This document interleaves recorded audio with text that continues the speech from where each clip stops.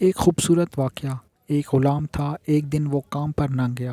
تو اس کے مالک نے سوچا کہ مجھے اس کی تنخواہ میں کچھ اضافہ کر دینا چاہیے تاکہ وہ دل جمی سے کام کرے اور آئندہ غائب نہ ہو۔ اگلے دن مالک نے اس کی تنخواہ سے زیادہ پیسے اسے دیے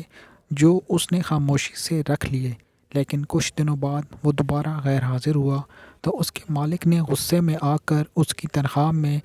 کیا گیا اضافہ ختم کر دیا اور اس کو پہلے والی تنخواہ دے دی۔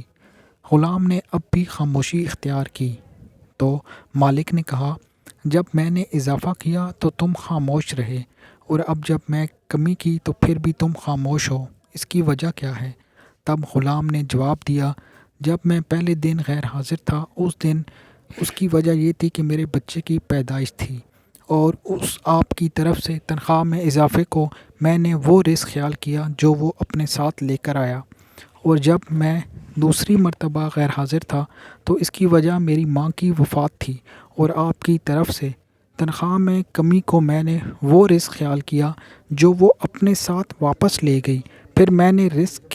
کے خاطر کیوں پریشان ہوں جس کا ذمہ خود اللہ تعالیٰ نے اٹھایا ہوا ہے۔